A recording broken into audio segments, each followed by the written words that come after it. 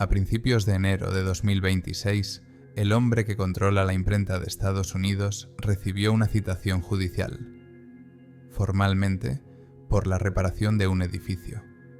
$700 millones de gasto excesivo. Pero esa misma noche, apareció ante las cámaras y dijo lo que ningún presidente de la Reserva Federal había dicho en 110 años. Se trata de presión política. Me llamo Mr. Dark Web y hoy les contaré por qué el hombre que controla el dólar se ha convertido en enemigo de su propio gobierno. Para mí, esta historia comenzó con un breve vídeo. Era domingo, 11 de enero, a última hora de la tarde, hora de Washington. Jerome Powell, presidente de la Reserva Federal de los Estados Unidos, grababa un mensaje a la nación.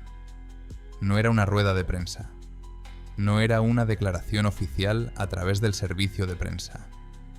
Era un vídeo personal. El hombre que durante los últimos 7 años había evitado cualquier declaración contundente, de repente habló como si no tuviera nada que perder. Dijo que el Ministerio de Justicia había entregado a la Reserva Federal citaciones de un gran jurado. El motivo formal era su testimonio ante el Comité Bancario del Senado en junio del año pasado. Se trataba de la renovación de los edificios históricos de la Reserva Federal en Washington. El proyecto, que comenzó con un presupuesto de 900 millones, acabó costando 2.500 millones. Los investigadores quieren saber si Powell engañó al Congreso con respecto a estos gastos. Parece un caso rutinario de uso indebido de fondos públicos. El burócrata infló el presupuesto. Los contribuyentes están descontentos. El sistema funciona. Pero Powell dijo algo en su mensaje de vídeo que lo cambió todo. Afirmó que no se trata de una reforma. Se trata de los tipos de interés. Se trata de la independencia de la Reserva Federal. Se trata de quién controla realmente la economía estadounidense. He visto este vídeo varias veces. Powell es abogado de formación, antiguo banquero de inversiones, una persona que ha desarrollado toda su carrera en un mundo en el que cada palabra se sopesa en la balanza de las consecuencias, y ahí está, mirando a la cámara y diciendo: la amenaza de un proceso penal es consecuencia de que la Reserva Federal fija los tipos de interés basándose en datos económicos y no en las preferencias del presidente. Esto ocurrió hace 3 semanas, y desde entonces no puedo dejar de cavar. Para entender lo que está pasando, hay que responder a varias preguntas. ¿Por qué el presidente de Estados Unidos quiere tanto que la Reserva Federal baje los tipos de interés? ¿Por qué Powell se niega a hacerlo? ¿Y qué tiene que ver el Bitcoin con todo esto? Empecemos por lo último, porque es aquí donde la historia se vuelve realmente extraña. El hecho es que el conflicto entre la Casa Blanca y la Reserva Federal no es solo una disputa sobre política monetaria, es parte de un plan mucho más ambicioso. Un plan del que se habla abiertamente en Washington, pero que por alguna razón no aparece en los titulares de las noticias mundiales. Un plan para crear lo que algunos expertos denominan dólar 2.0. La esencia es simple. El dólar estadounidense ha sido la principal moneda de reserva del mundo durante 80 años, pero su posición se está debilitando. China está aumentando la influencia del yuan. Los países BRICS están discutiendo abiertamente sistemas de pago alternativos. La deuda pública de Estados Unidos, ha superado los 36 billones y sigue creciendo. Aunque la inflación ha disminuido, sigue estando por encima de los objetivos. La confianza en el dólar, el principal activo de Estados Unidos, comienza a resquebrajarse. Y ahora la administración Trump propone una solución revolucionaria, sin precedentes y posiblemente descabellada. Quieren vincular el dólar al Bitcoin. No literalmente, por supuesto. No como cuando el dólar estaba vinculado al oro, pero estratégicamente. Estados Unidos debe convertirse en el mayor poseedor de bitcoins del mundo. Acumular tanto oro digital que nadie pueda disputar su dominio financiero. Y al mismo tiempo, convertir al mundo entero en usuarios de stablecoins en dólares. Dólares digitales que funcionan en blockchain, pero que están respaldados por bonos del Tesoro estadounidense. No es una teoría conspirativa. Es política oficial. Se han firmado decretos. Se han aprobado leyes. Se han puesto en marcha mecanismos. Pero hay un problema: el sistema de la Reserva Federal. La Reserva Federal no forma parte del gobierno en el sentido habitual. Es una institución independiente. El presidente nombra al presidente, pero no puede destituirlo. No puede ordenarle que baje o suba los tipos de interés. No puede obligarlo a imprimir dinero o a dejar de hacerlo. Esta independencia es la base sobre la que se construye la confianza en el dólar. Los inversores de todo el mundo mantienen sus activos en dólares precisamente porque saben que los políticos estadounidenses no pueden simplemente poner en marcha la máquina de imprimir billetes por promesas electorales. Y así, Jerome Powell resultó ser la persona que se interpuso entre el presidente y su plan, la persona que se negó a jugar según las nuevas reglas, la persona que dijo no. Cuando empecé a investigar esta historia, pensé que se trataba de un enfrentamiento entre dos personas, Trump y Powell, dos egos, dos visiones de la política económica. Pero cuanto más profundizaba, más claro veía que no se trataba de un conflicto personal. Se trataba de una guerra por el futuro del dinero, por cómo será el sistema financiero mundial dentro de 10, 20, 50 años. Y nosotros nos encontramos justo en su epicentro. Hace 2 días, el 28 de enero, la Reserva Federal celebró su primera reunión del año. Powell, a pesar de la investigación penal, acudió a la rueda de prensa. Los periodistas le preguntaron sobre las citaciones, la presión del Casa Blanca y el futuro de la independencia de la Reserva Federal. Él respondió con una sola frase: "No tengo nada que decirles al respecto hoy". Y luego siguió haciendo lo suyo. Las tasas se mantuvieron en el nivel de 3,5, 3,75%. No hubo la reducción que exigía el presidente. No hubo concesiones. Los mercados reaccionaron de forma extraña. Las acciones cayeron. El oro se disparó hasta alcanzar un récord de $5.400 por onza. Y el Bitcoin se mantuvo prácticamente inmóvil. Se quedó estancado en torno a los 89.000, como si estuviera observando lo que sucedía desde fuera, como si estuviera esperando algo. Y creo que sé exactamente lo que está esperando. Para entenderlo, tenemos que retroceder 10 meses, hasta el día en que todo comenzó. 6 de marzo de 2025. La Casa Blanca. Ese día, Donald Trump firmó un documento que cambiaría para siempre la relación entre el Estado y las criptomonedas. El decreto ejecutivo número 14.233. Título: Creación de la Reserva Estratégica de Bitcoins y la Reserva de Activos Digitales de los Estados Unidos. Cuando leí por primera vez este decreto, no podía creer lo que veían mis ojos. Hace solo 5 años, el gobierno de los Estados Unidos calificaba al Bitcoin como una herramienta utilizada por delincuentes, blanqueadores de dinero y terroristas. Los reguladores perseguían a las plataformas de intercambio de criptomonedas. El FBI cerraba sitios web en la dark web y confiscaba activos digitales. Y ahora esos mismos bitcoins confiscados, unos 200.000, se declaraban reserva estratégica, patrimonio nacional, el oro digital de Estados Unidos. El decreto comienza con un preámbulo que se lee como un manifiesto. El Bitcoin se denomina criptomoneda original.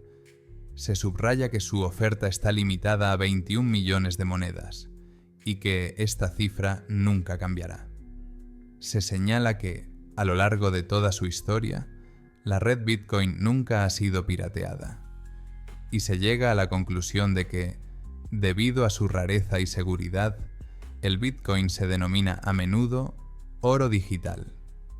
Y luego viene la frase clave: dado que existe una oferta fija de Bitcoins, hay una ventaja estratégica en ser uno de los primeros países en crear una reserva estratégica. Piénselo bien, el gobierno de los Estados Unidos reconoce oficialmente que llegar tarde a esta carrera significa perder. David Sachs, a quien Trump nombró su zar de las criptomonedas, calificó esta reserva como el Fort Knox digital, en la rueda de prensa posterior a la firma. La analogía no es casual. Fort Knox es el depósito de las reservas de oro de Estados Unidos, símbolo del poderío financiero estadounidense. Ahora, junto al oro físico, surge el oro digital, pero el decreto de Trump es solo el principio. Por sí solo, no permite comprar nuevos bitcoins, solo conservar los que ya han sido confiscados. Para una acumulación real se necesita una ley.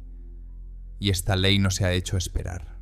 El 11 de marzo, 5 días después del decreto, la senadora de Wyoming, Cynthia Lummis, y el congresista de Alaska, Nick Begich, presentaron un proyecto de ley llamado Bitcoin Act de 2025.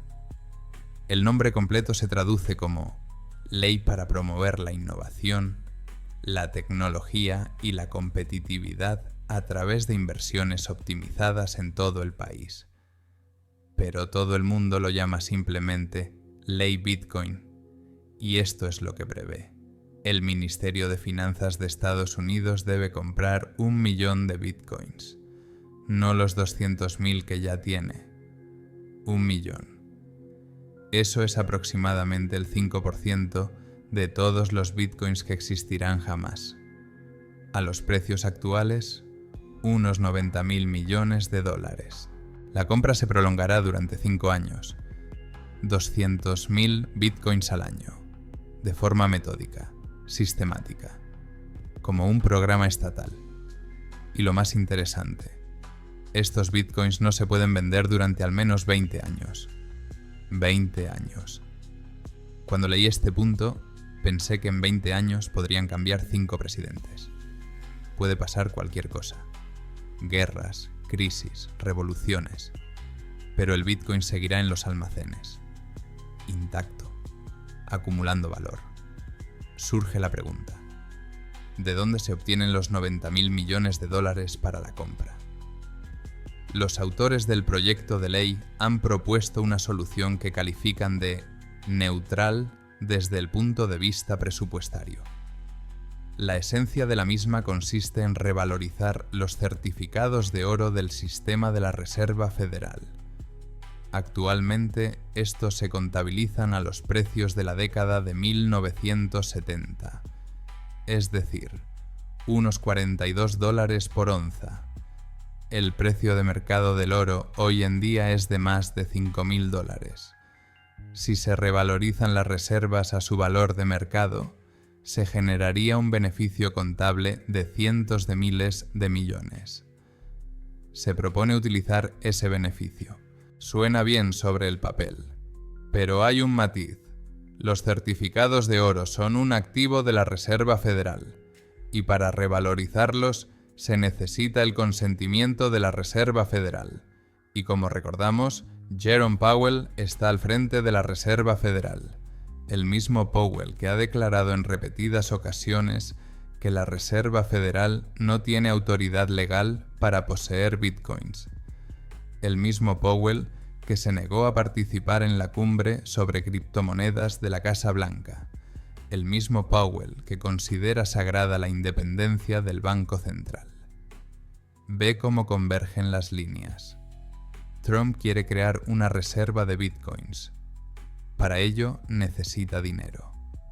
El dinero se puede obtener revalorizando el oro de la Reserva Federal, pero la Reserva Federal, bajo la dirección de Powell, no quiere participar en este plan.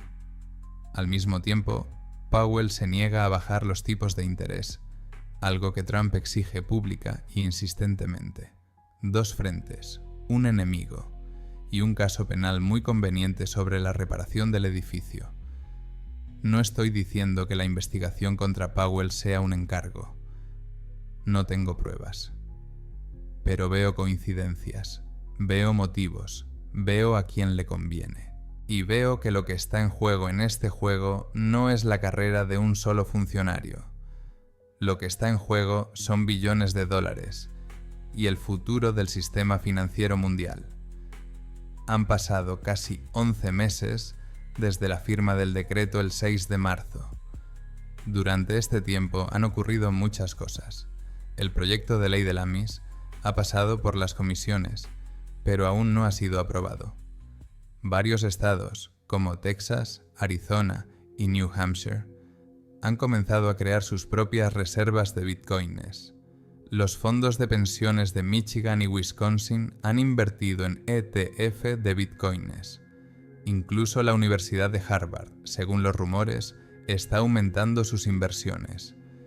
Pero lo más importante ocurrió en verano. En julio, Trump firmó una ley que muchos denominan la segunda parte del plan, $2.0, la ley sobre las stablecoins, y aquí es donde la historia se vuelve aún más interesante, porque el Bitcoin es solo un escudo, y las stablecoins son una espada. Y más adelante, les contaré cómo Estados Unidos planea utilizar esta espada para conquistar el mundo, sin un solo disparo, sin un solo soldado, solo con la ayuda del código y los pagarés. Para entender por qué Jerome Powell se ha visto en el punto de mira, hay que saber una cosa sobre la Reserva Federal. No es solo un banco, es un estado dentro del estado. La Reserva Federal se creó en 1913, tras una serie de pánicos bancarios que estuvieron a punto de destruir la economía estadounidense. La idea era sencilla. El país necesitaba un prestamista de última instancia, una institución que pudiera imprimir dinero en momentos de crisis y salvar al sistema del colapso. Pero los creadores de la Reserva Federal eran conscientes del peligro. Si los políticos tuvieran acceso a la imprenta, abusarían de ella para conseguir la reelección. Por eso, la Reserva Federal se hizo independiente. El presidente nombra a los miembros del Consejo de Administración, pero no puede destituirlos. El mandato del presidente es de 4 años, pero no coincide con el ciclo presidencial. La Reserva Federal determina su propia política, establece sus propias tasas y decide cuándo imprimir dinero y cuándo no. El Congreso puede modificar la ley sobre la Reserva Federal, pero ello requiere tiempo y voluntad política. En la práctica, durante los últimos 100 años, los presidentes estadounidenses solo han podido pedir, persuadir y criticar públicamente, pero no dar órdenes. Donald Trump decidió que ya había tenido suficiente con las peticiones. El conflicto no comenzó ayer. Ya durante su primer mandato presidencial, Trump calificó a Powell de enemigo del pueblo y lo comparó con el presidente de la República Popular China, Xi Jinping. Exigió que se redujeran los tipos de interés a 0. Amenazó con despedirlo, aunque los abogados dudaban de que el presidente tuviera ese derecho. Powell se mantuvo firme. Los tipos de interés bajaron, pero a su ritmo, según los indicadores económicos, no según los tweets de la Casa Blanca. Cuando Trump regresó al despacho Oval en enero de 2025, muchos esperaban que esta guerra continuara, pero nadie esperaba que tomara estas formas. Los primeros meses transcurrieron con relativa tranquilidad. La administración estaba ocupada con otros proyectos: tarifas, inmigración, reorganización de las agencias federales. La Reserva Federal continuó con su política: 3 recortes de tipos en la segunda mitad de 2025, de 5,5 a 3,5, 3,75%. La inflación disminuyó, pero más lentamente de lo deseado. La economía creció, pero de forma desigual. Trump quería más. Declaró públicamente que los tipos de interés debían ser mucho más bajos, que Powell no entiende de economía, que la Reserva Federal ahoga el crecimiento.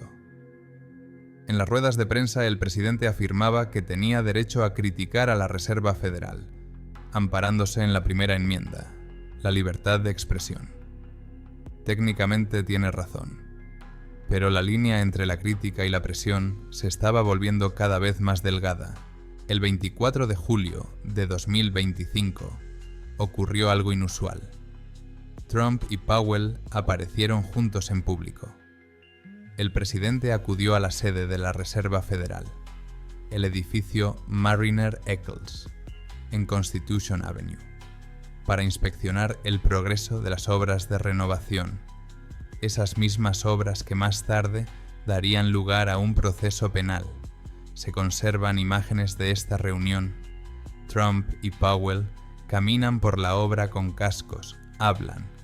A primera vista parece una visita normal, pero luego, al responder a las preguntas de los periodistas, Trump declaró que el coste de la renovación era aún mayor de lo que se había informado anteriormente. Powell lo corrigió inmediatamente. El presidente había incluido por error en el cálculo un proyecto que se había completado hacía muchos años. Contradicción pública. El presidente de la Reserva Federal corrige al presidente. Ante las cámaras, he revisado estas imágenes varias veces. La cara de Trump en el momento en que Powell le corrige. Algo pasó por allí. Algo que explica mucho de lo que pasó después. Unos días después de esa visita, la congresista de Florida Ana Paulina Luna presentó una denuncia penal ante el Departamento de Justicia. Acusó a Powell de falso testimonio, alegando que había engañado al Congreso sobre el costo de la renovación. La denuncia se basaba en su testimonio de junio ante el Comité Bancario del Senado. En aquel momento, nadie le prestó especial atención.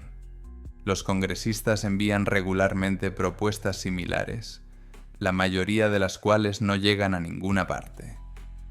Pero esta propuesta resultó ser diferente. En otoño de 2025, la tensión iba en aumento. La Reserva Federal celebró 3 reuniones, en septiembre, noviembre y diciembre. En cada una de ellas redujo el tipo de interés en 1/4 punto porcentual. Pero a Trump eso no le bastaba. Quería una reducción drástica, de medio punto porcentual o incluso de 1 punto. Quería que el dinero fuera barato, que los créditos fueran accesibles y que la economía se acelerara antes de las elecciones intermedias de 2026. Powell se negaba. En las ruedas de prensa explicaba pacientemente: la Reserva Federal toma decisiones basándose en datos, no en deseos. La inflación sigue estando por encima del objetivo del 2%. Una bajada demasiado rápida de los tipos de interés podría volver a dispararla. Debemos ser cautelosos. En diciembre, en la última reunión del año, Powell dijo algo que luego todos los medios financieros citaron. Dijo que la Fed estaba bien posicionada, después de 3 recortes, y que tomaría decisiones reunión a reunión, basándose en los datos que recibieran. Los mercados lo entendieron como una señal. No habría recortes rápidos. El 29 de diciembre, Trump ofreció una rueda de prensa y dijo algo que muchos interpretaron como una amenaza. Afirmó que la administración probablemente presentaría una demanda contra Powell por grave incompetencia en relación con la renovación de los edificios de la Reserva Federal. Lo calificó como la construcción más cara de la historia del mundo en términos de precio por metro cuadrado. Añadió que Powell era una persona muy incompetente. 11 días después, el Ministerio de Justicia entregó a la Reserva Federal citaciones del gran jurado. La cronología es importante. La acusación penal de Luna, julio. La declaración de Trump sobre la demanda, 29 de diciembre. Las citaciones, 9 de enero. El mensaje en vídeo de Powell, 11 de enero. Todo esto encaja en una cadena lógica. La presión fue aumentando durante meses y estalló en el momento más inoportuno, unas semanas antes de la primera reunión de la Reserva Federal en el nuevo año. La reacción a las citaciones fue inesperada. Los demócratas, por supuesto, acusaron a la administración de persecución política. Pero algunos republicanos también se opusieron.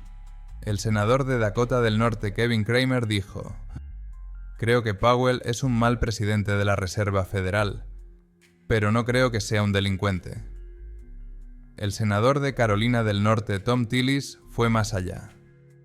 Declaró que bloquearía la aprobación de cualquier candidato a la Reserva Federal hasta que se cerrara la investigación. Este es un momento importante.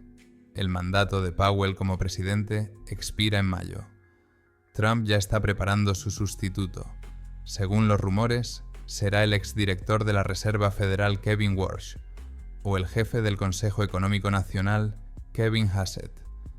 Ambos son considerados más leales a la Casa Blanca, pero sus candidaturas deben ser aprobadas por el Senado. Y si Tillis cumple su amenaza, la aprobación podría retrasarse. Hay otro matiz. Powell es presidente de la Reserva Federal hasta mayo, pero sus poderes como miembro del Consejo de Administración siguen vigentes hasta enero de 2028. Puede dejar el cargo de presidente, pero seguir en el Consejo. Algunos analistas creen que eso es precisamente lo que hará: quedarse como perro guardián para proteger la independencia de la Reserva Federal desde dentro. La guerra continúa, y aún no está claro quién ganará. Pero mientras Washington está ocupado con sus disputas internas, el plan $2.0 sigue adelante. Y su segunda parte es quizás incluso más importante que la reserva de bitcoins. El 18 de julio de 2025, Donald Trump firmó una ley que cambiará las finanzas mundiales. Su nombre oficial es Ley de Liderazgo y Creación de Innovación Nacional para las Stablecoins Estadounidenses. Su abreviatura es Genius Act. Para comprender el significado de esta ley, primero hay que entender qué son las stablecoins y por qué pueden resultar más importantes que el Bitcoin. El Bitcoin es un medio de ahorro, es oro digital. Su valor reside en que es limitado, independiente y no está controlado por ningún gobierno. Pero tiene un problema: la volatilidad. Hoy, el Bitcoin vale $90.000. Mañana puede valer 70 y pasado mañana 110. Esto es excelente para los especuladores, pero malo para los pagos cotidianos. Nadie quiere comprar café con una moneda que puede bajar un 10% mientras se toma ese café. Las stablecoins resuelven este problema. Son criptomonedas vinculadas a activos estables, normalmente al dólar. Una stablecoin equivale a $1, siempre. Esta estabilidad se consigue gracias a las reservas. La empresa que emite las stablecoins mantiene en sus cuentas dólares reales o activos ultra fiables, como bonos del Tesoro de Estados Unidos. Las stablecoins más conocidas son Tether y USDC. Juntas proporcionan la mayor parte de la liquidez en los mercados de criptomonedas, pero hasta hace poco existían en una zona gris. La regulación era difusa. Nadie sabía con certeza si se podía confiar en sus reservas. Hubo escándalos, investigaciones y sospechas. La ley Genius lo cambió todo. La ley establece normas claras. Cada stablecoin debe estar respaldada al 100% por activos líquidos. Dólares en cuentas, bonos del tesoro, acuerdos de recompra. Sin inversiones arriesgadas, sin planes dudosos. Los emisores deben someterse a auditorías periódicas, publicar informes sobre las reservas, cumplir con las leyes contra el blanqueo de capitales. Ahora solo determinadas organizaciones pueden emitir stablecoins. Bancos, cooperativas de crédito, empresas no bancarias con licencia especial, bajo la supervisión de la Oficina del Contralor de la Moneda. No se admiten operadores anónimos de las Islas Caimán. A primera vista, parece una regulación habitual. Poner orden en el salvaje mercado de las criptomonedas. Pero hay un punto que lo cambia todo.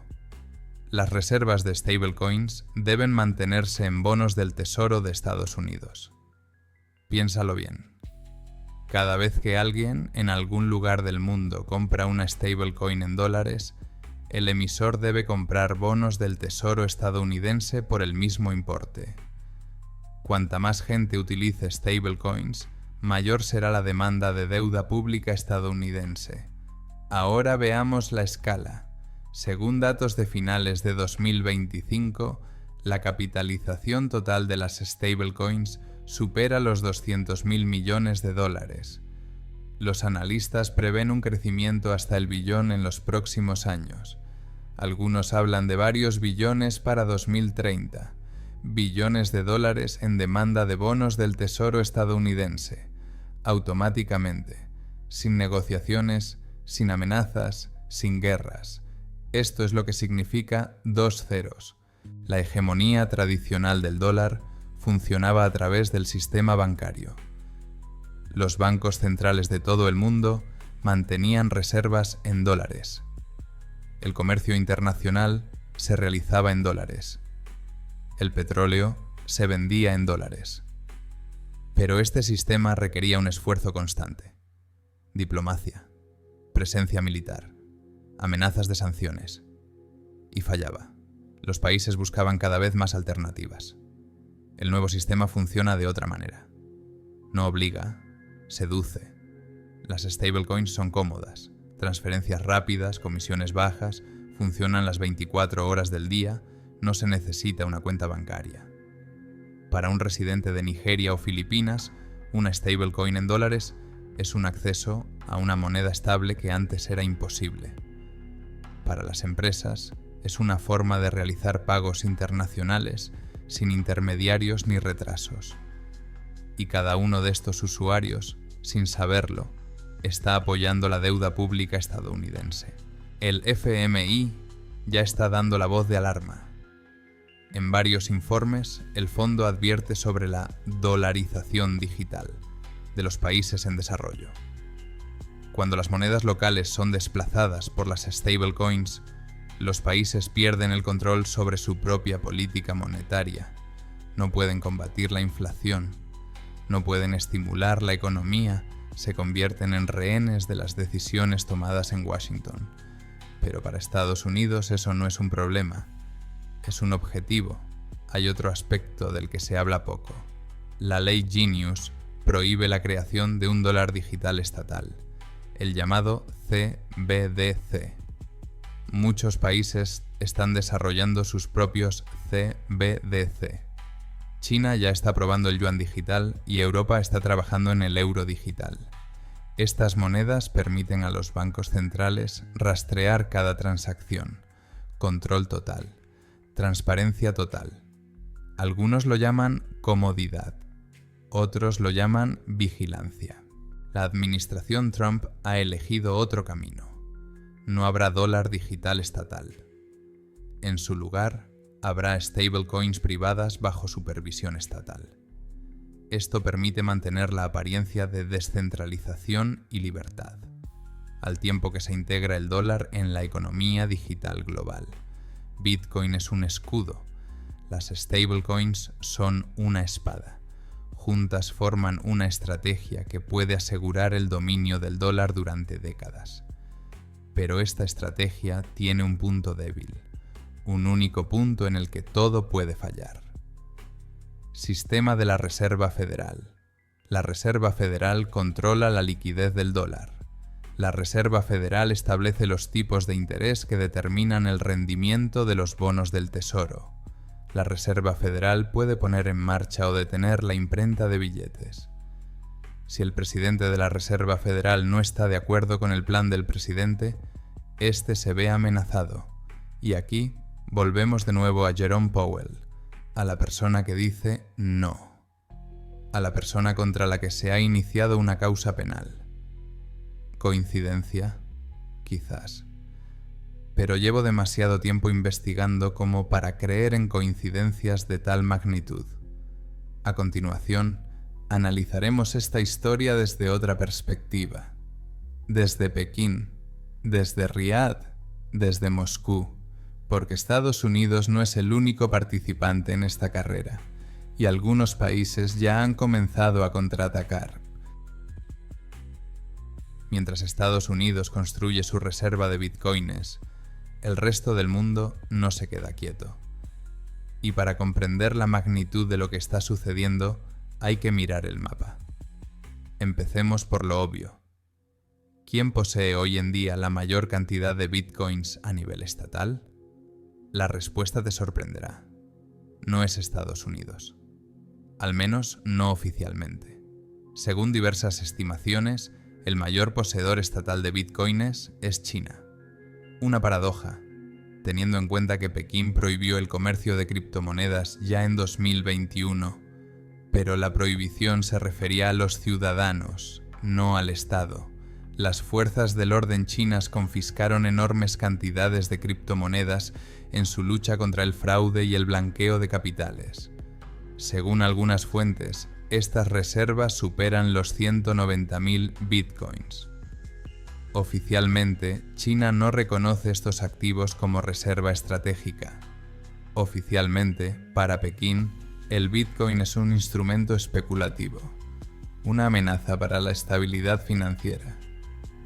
Pero las monedas confiscadas no se venden. Permanecen en las carteras estatales. A la espera. ¿Qué es exactamente lo que esperan? Es una pregunta para la que no tengo respuesta. Pero veo una pauta. Las dos mayores economías del mundo están acumulando el mismo activo. Una lo hace abiertamente, la otra en silencio. Y ambas comprenden lo que muchos aún no comprenden. En un mundo de recursos limitados, quien acumule más obtendrá una ventaja. Ahora veamos a los demás jugadores. El Salvador, un pequeño país centroamericano que, en 2021, fue el primero del mundo en reconocer el Bitcoin como medio de pago legal. El presidente Nayib Bukele publica regularmente tweets sobre la compra de Bitcoins para las reservas estatales. Según los últimos datos, El Salvador posee más de 6.000 monedas. Para un país con una población de 6 millones de habitantes, es una cantidad considerable. Bután, un pequeño reino del Himalaya encajonado entre India y China. Pocos lo saben, pero Bután ha estado minando bitcoins discretamente desde 2019, aprovechando la energía hidroeléctrica barata. La empresa estatal de inversiones Druk Holding ha acumulado reservas estimadas en varios miles de monedas. República Checa. En enero de 2026, hace apenas unas semanas, el presidente del Banco Nacional Checo anunció sus planes de diversificar las reservas mediante activos digitales. No se han dado cifras concretas, pero el hecho en sí es revelador. El Banco Central de un miembro de la Unión Europea habla abiertamente del Bitcoin como activo de reserva. Y ahora, lo más importante, BRICS, Brasil, Rusia, India, China, Sudáfrica. A ellos se han sumado recientemente Egipto, Etiopía, Irán, Emiratos Árabes Unidos y Arabia Saudita. En conjunto, estos países representan casi la mitad de la población mundial y más de un tercio del PIB mundial, y tienen un objetivo común: reducir la dependencia del dólar. Las conversaciones sobre la desdolarización llevan mucho tiempo sobre la mesa, pero en los últimos años han pasado a la práctica. Rusia y China comercian con petróleo a cambio de yuanes. India compra petróleo ruso a cambio de rupias. Brasil y Argentina han debatido la creación de una moneda común para el comercio bilateral. En cada cumbre del BRICS se plantean propuestas sobre un nuevo sistema de pagos alternativo al SWIFT. Por ahora, estas iniciativas están estancadas. Crear una nueva moneda mundial es complicado. El yuan no puede reemplazar al dólar. China controla los flujos de capital y no está lista para abrir su mercado financiero. El rublo es tóxico debido a las sanciones. La rupia no es convertible. La moneda común del BRICS es una idea atractiva, pero los países del bloque son demasiado diferentes para ponerse de acuerdo sobre sus parámetros. Y aquí es donde el Bitcoin se vuelve interesante. El Bitcoin es un activo neutral. No pertenece a ningún país. No está controlado por ningún banco central. No se puede congelar con sanciones, al menos si se guarda bien.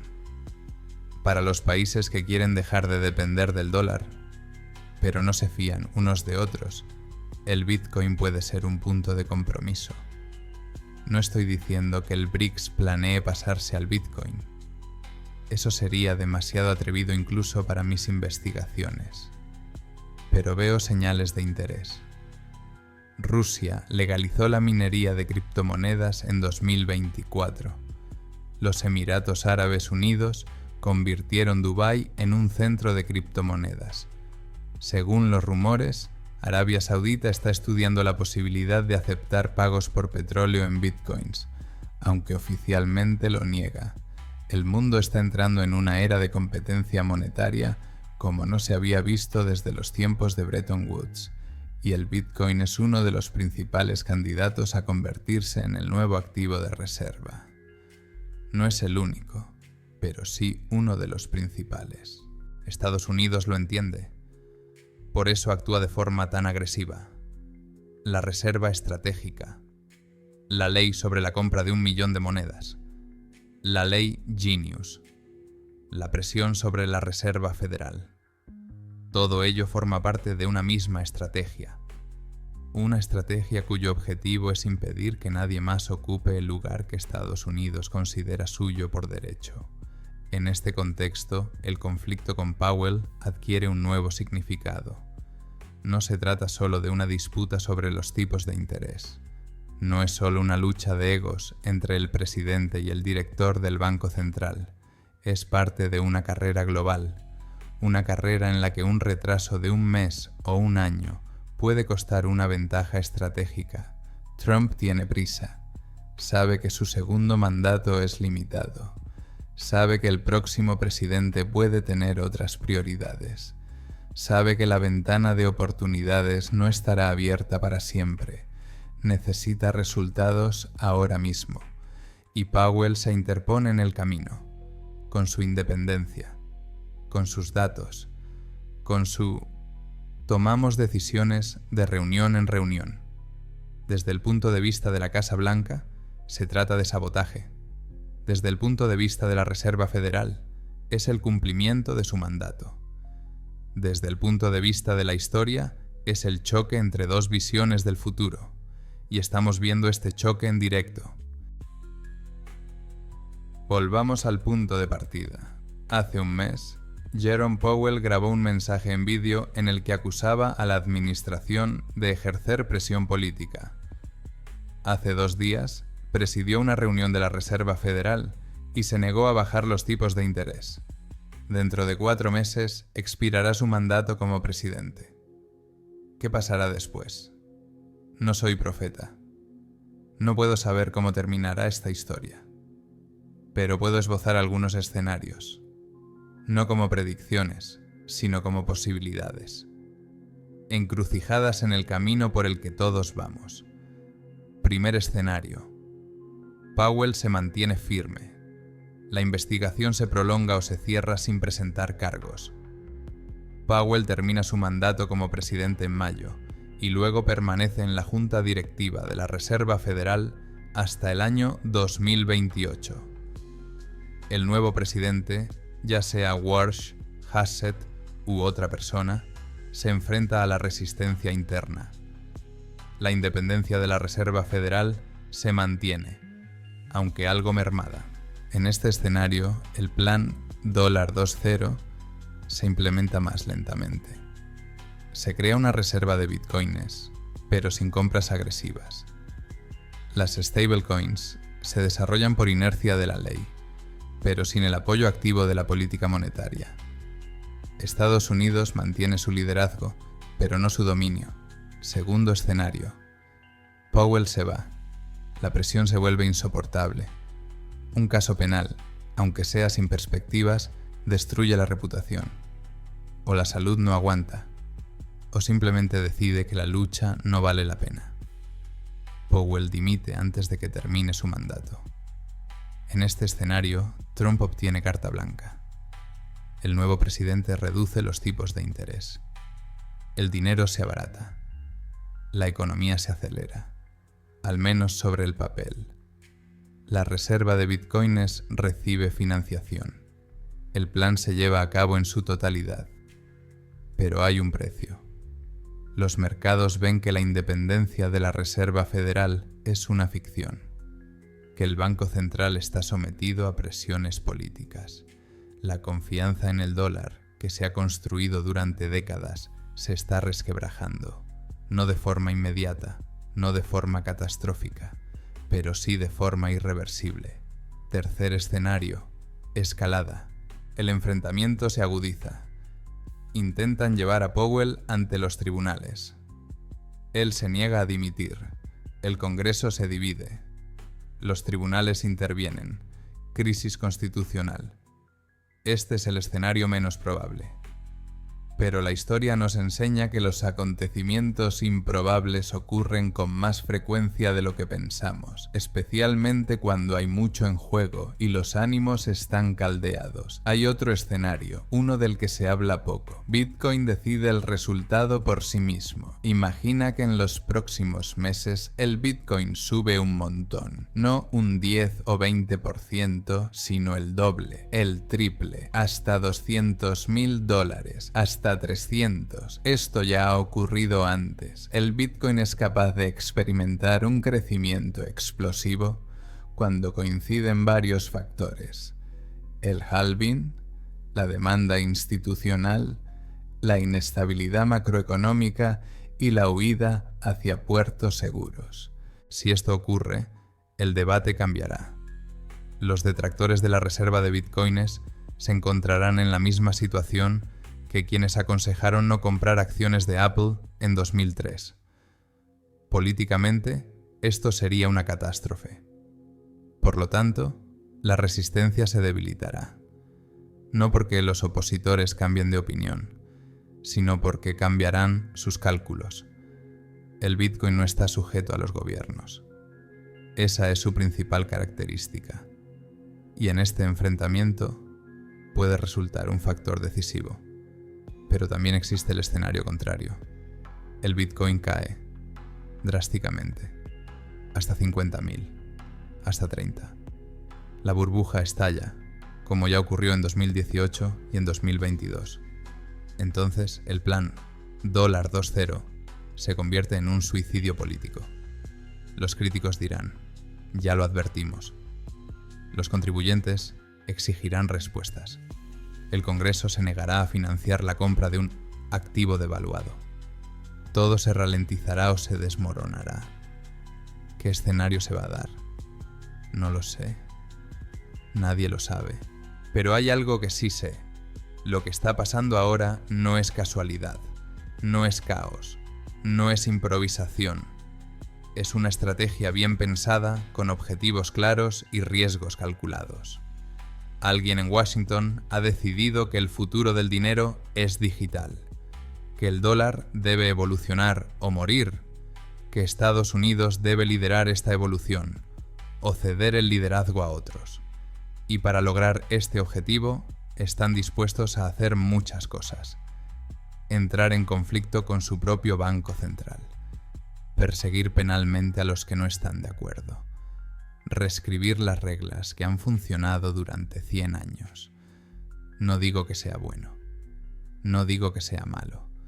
Digo que está sucediendo, ahora mismo, ante nuestros ojos. Cuando comencé esta investigación, pensé que les contaría una historia sobre el Bitcoin, sobre las criptomonedas, sobre la tecnología.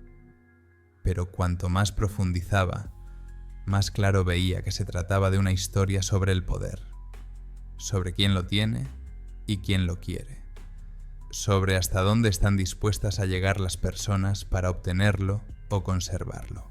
Jerome Powell no es el héroe de esta historia, tampoco es el villano. Es una persona que se encontró en el lugar equivocado en el momento equivocado, o en el lugar adecuado en el momento adecuado, según se mire.